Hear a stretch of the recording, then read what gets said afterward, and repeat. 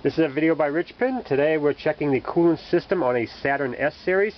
Now these procedures will pertain to 96 and newer. Now first we need the vehicle to be cold. Then we want to remove the cap from the expansion tank.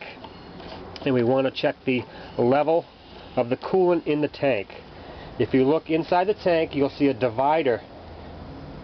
You want the level of the fluid to be equal to the top of the divider. Next we want to check the tension of our belt. Make sure our belt is good. If the belt is loose, you might need a new belt or a belt tensioner. Now we need to bring the vehicle up to temperature. You can take the vehicle for a short ride, or you can take a thermometer and put it into the expansion tank and then bring the engine up to temperature. Next we can check the operation of the thermostat. Once the engine has reached normal operating temperature, feel the top radiator hose right here and it should be hot.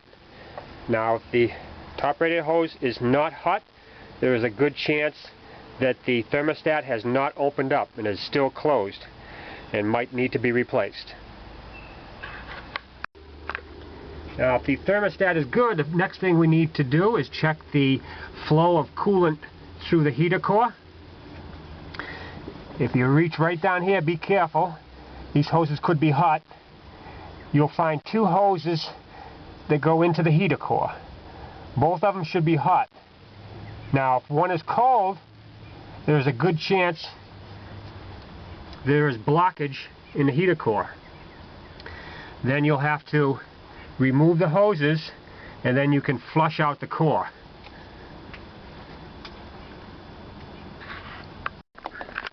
The next thing we want to do is check the operation of the coolant temperature gauge.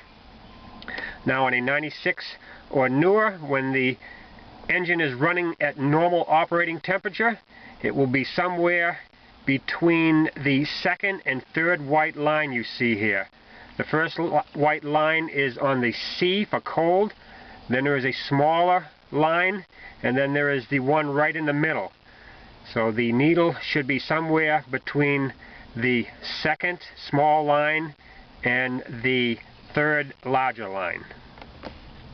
Now if the temperature gauge doesn't reach that spot on the gauge and it's only a quarter of the way up or just barely off the C when the engine is running at normal operating temperature, then we need to check the engine coolant temperature sensor. Now if the gauge did not read properly, but the engine has reached normal operating temperature, then it's a good bet that this piece right down here, which is below the EGR valve, is faulty.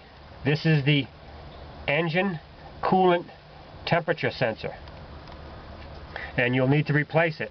And when you replace it, replace this connector with the two wires on it.